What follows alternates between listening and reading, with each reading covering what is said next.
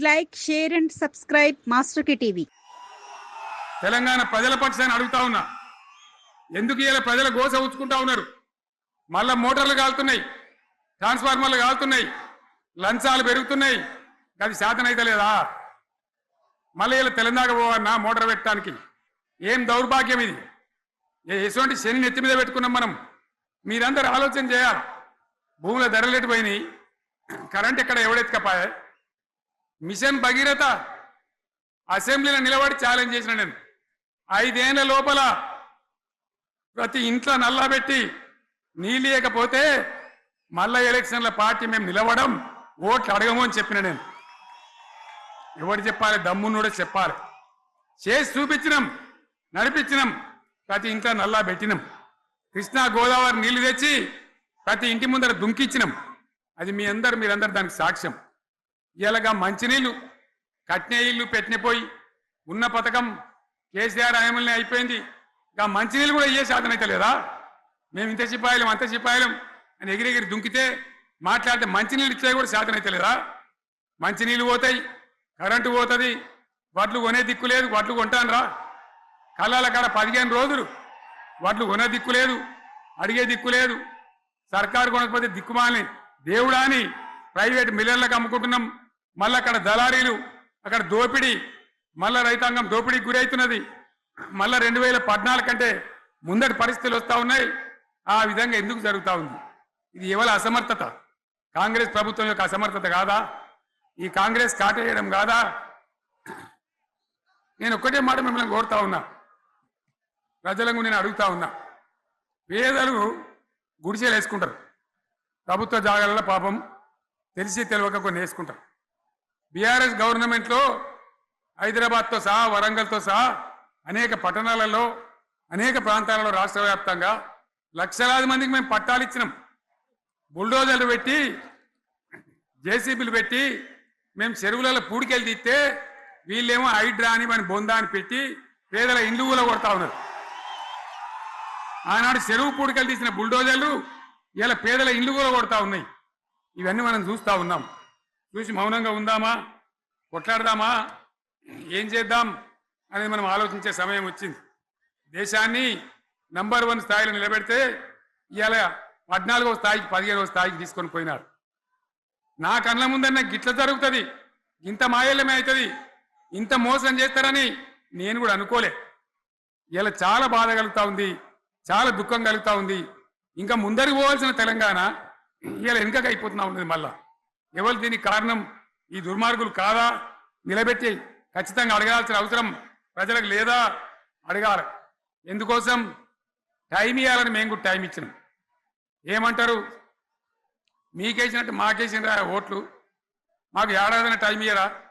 ఏడాది అర్థమైన టైం ఇయ్యరా? మీకు కన్నేరురా అని అంటారు. కాబట్టి నేను నోరు తెరవలే, బయటికి రాలే. కృష్ణా జలాల మీద గడబడి జరిగితే ఒక్కసారి అక్కడ నాయకులు తీరకపోతే నల్లగొండలో పోయి ఒక గర్జన చేసి వచ్చినా కానీ నేను ఎక్కడ బయటికి రాలే, మాట్లాడలే. కానీ ఏడాది అర్థం అయిపోయింది, ఇంకేం పాడైంది? పువ్వు పుట్టంగానే పరిమళిస్తుంది అన్నట్టు ప్రభుత్వం కథ తెలియదా? ఇంకేమన్నా వీళ్ళకి టైం ఎక్కడిది? వీళ్ళు ఏం చేస్తారు? చివరి 6 నెలలు అయితే ఎలక్షన్ అయినాయి.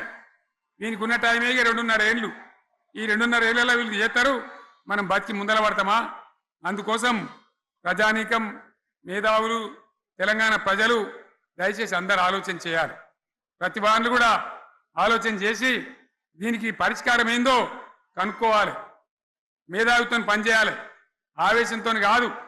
ఆవేశంతో మనం నినాదాలు ఇస్తే కాదు, ముళ్ళును ముళ్ళుతోనే తీయాల.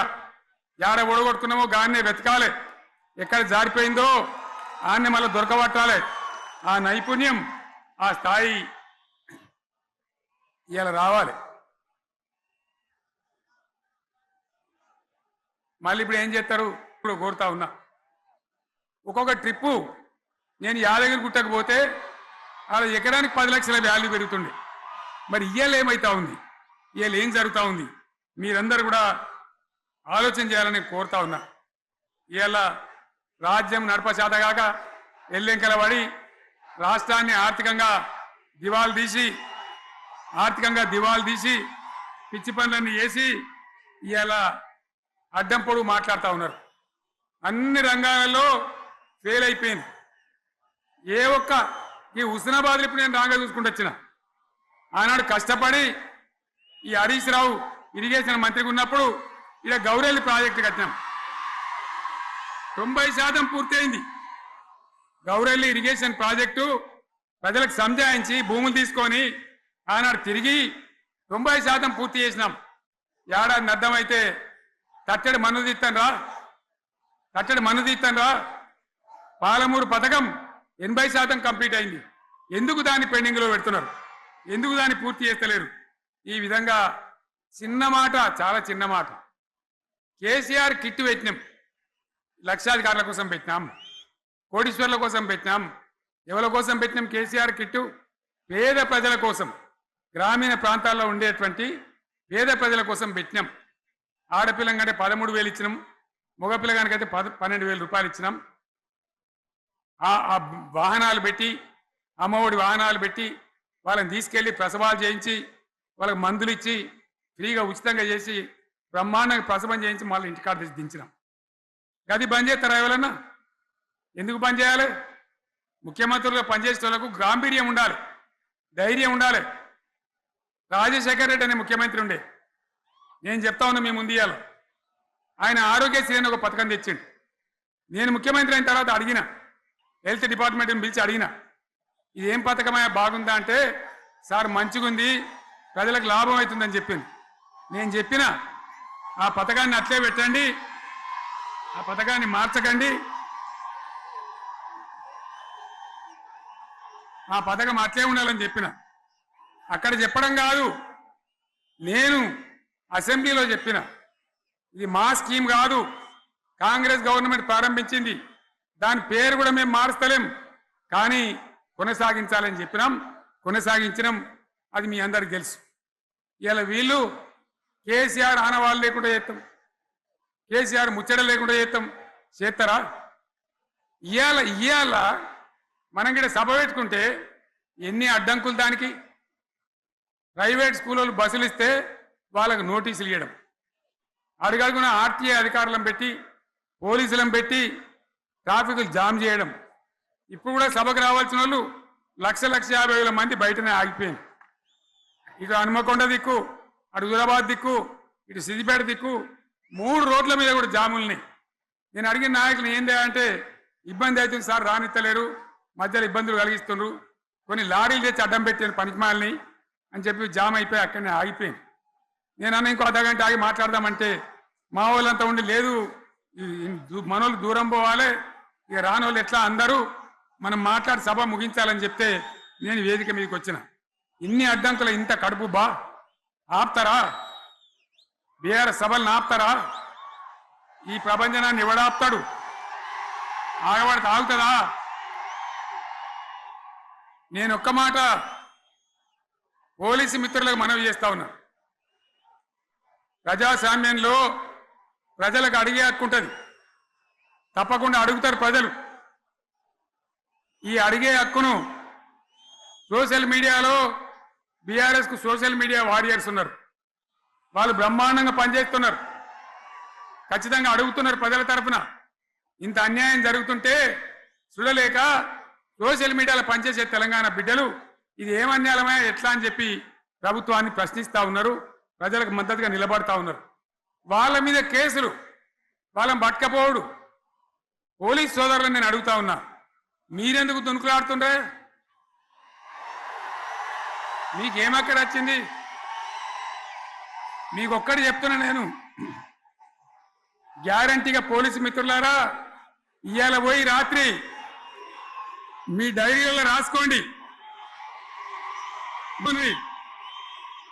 100కు 100% ఇలా తెలంగాణ చెలరేగిన పరిస్థితికి మళ్ళా వచ్చేది బీఆర్ఎస్ గవర్నమెంటే. అది ఎవరు కూడా ఆపలేడు, అది ఎవరి తరం కాదు, ఎవరి వశం కాదు. మీకు తెలియదా? మీరు పోలీసు ఉద్యోగాలు చేస్తున్నారు, మీరు చదువుకోలేదా? మీకు కూడా విజ్ఞానం ఉంది కదా? వీళ్ళు దొంగ వాగ్దానాలు చేయలేదా? ప్రజలను మోసం చేయలేదా? ప్రజాస్వామ్యంలో ప్రజలకు అడిగే హక్కు లేదా? మీరెందుకు కేసులు పెడుతున్నారు నాకు అర్థం కాదు. మీరెందుకు దునుకులాడుతున్నారు? మీరెందుకు బలైతారు? రేపు మీకు రాజకీయాలు ఎందుకు? మీ డ్యూటీ మీరు చేయండి. మేము బీఆర్ఎస్ ఎప్పుడు శాసనాన్ని ఉల్లంఘించం, చట్టాలను ఉల్లంఘించం. అయినా నేను ఒక్క మాట మళ్ళా చెప్తా ఉన్నా, మీకు ఆల్రెడీ చెప్తా ఉన్నారు పార్టీ నుంచి, ఎక్కడ ఎవరిని మీ మీద అన్యాయం కేసులు పెట్టినా మన టీఆర్ఎస్ లీగల్ సెల్ వీరులు ఉన్నారు, మీరు భయపడే అవసరం లేదు. న్యాయస్థానాలని అక్కడ పోరాటం చేద్దాం. మీకు అండగా కేసీఆర్ ఉంటాడు, బీఆర్ఎస్ ఉంటుంది, అందరం ఉంటాం. ఇక ఈడికెళ్ళి నేను కూడా ఊకోను, నేను బయలుదేరుతా. యాందాకైనా మంచిదే. ఎవరెవరి సంగతి ఏందో, ఎవరైనా లెక్కేందో అన్ని కూడా లెక్కలు తీద్దామని మనవి చేస్తా ఉన్నాం. ఈ రకంగా మనం ముందుకు పోవాలి. ఒక్క మాటలను ఉన్నదా? ఇవాళ ఈ ప్రభుత్వం, ఈ కాంగ్రెస్ నయవంచక ప్రభుత్వం సంక్షేమంలో ఫెయిల్, మంచినీళ్ళలో ఫెయిల్, పొలాలకు నీళ్ళు ఇవ్వడంలో, సాగు నీళ్లలో ఫెయిల్, కరెంటు సరఫరాలో ఫెయిల్, రైతు బంధులో ఫెయిల్, విత్తనాలు ఎరువులు సరఫరాలో ఫెయిలేనా? ధాన్యం కొనుగోళ్లలో ఫెయిల్, పల్లెలు పట్టణాల అభివృద్ధిలో ఫెయిల్, భూముల ధరలు పెంచడంలో ఫెయిల్. మరి దేంట్లో పాస్ అయిండు? ఎటు పడితే అటు ఒర్రుడు, దేవుళ్ళ మీద ఒట్లు పెట్టుడు, అబద్ధ వాగ్దానాలు చేసుడు.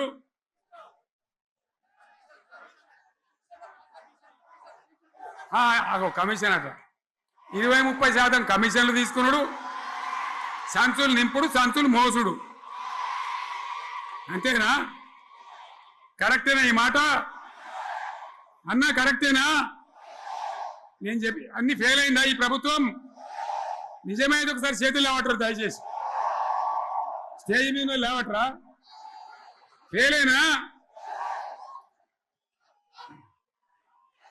ఈ మాట 20%, 30% కమిషన్లని నేను అంటలేను. ఎవరన్నారు? స్వయంగా ఆర్థిక మంత్రి చాంబర్కు పోయి 200 మంది కాంట్రాక్టర్లు వాళ్ళు లొల్లిపెట్టి మమ్మల్ని 20-30% కమిషన్ అడుగుతుండ్రు, ఇది ఏమన్యాయం అని చెప్పి సెక్రటేరియట్లో చెప్పిన మాట నేను చెప్తా ఉన్నా. ఈ విధంగా మాజీ సర్పంచులు పాపం వాళ్ళు పనిచేసిన మా బిల్లులు ఇవ్వమనంటే వాళ్ళ గోస ఉచ్చుకుంటా ఉన్నారు. వాళ్ళేం పాపం చేసిండ్రు? ఈ విధంగా ఘోరం. ఇంకా ఈ అందానికి ఏం మాట్లాడతారు? కేసీఆర్ నువ్వు రా అసెంబ్లీకి, నీ కాయగూరు కూడా ముచ్చట్లు తింటానికా? పిల్లలు అడిగితేనే మీరు జవాబు చెప్తలేరు. ఉన్నట్టు నిలబెడితే ఆ ఆర్థిక మంత్రి అసెంబ్లీలో లేచి 20% కమిషన్ తీసుకోవడానికి కేటీఆర్ మాట్లాడితే ఆయన లేచి భుజాలు తడుముకుంటాడు. నీకెందుకయ్యా బాధ? నువ్వు తీసుకుంటేనే నీకు బాధ ఉండాలి కదా. లేచి పేదలు ఉల్లి పెడతా ఉన్నాడు ఆయన అసెంబ్లీలో. ఈ విధంగా చాలా గందరగోళంగా, అవివేకంతో, అజ్ఞానంతో చాలా ఘోరం చేసి అడ్డమైన మాటలని చెప్పింది. దాంతో మనం కూడా గోల్మాలైపోయినాం. తీర్థం పోదాం తిమ్మక్క అంటే వాడు గుల్లే, మనం సల్లే. ఆ గతికి తెచ్చింది ఇలా ప్రజల గతి. మరి మనం కూడా, ప్రజలు కూడా ఆలోచన చేయాలి. ఆవేశం కాదు. గాడిదలకు గడ్డేసి బలరకు పాల్పడితే వస్తాయా?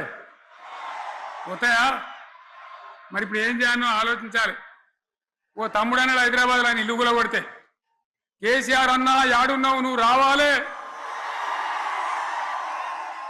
కత్తి వాన్ చేతిలో పడితే యుద్ధం నన్ను చేయమని పడుతుంది. అంతేనా? ఇది కూడా విచారించాలి ప్రజలు. మీకు అర్థం కావాలని నేను చెప్తా ఉన్నా.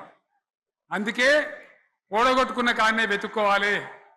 మీ వెంట బీఆర్ఎస్ ఉంటుంది, మీ వెంట కేసీఆర్ ఉంటాడు. 100% మళ్ళా తెలంగాణ విజయం సాధించాలి, గులాబీ జెండా ఎగిరేయాలి, అద్భుతమైన తెలంగాణను మళ్ళా సాధించాలి. Please like, share and subscribe master కి టీవీ.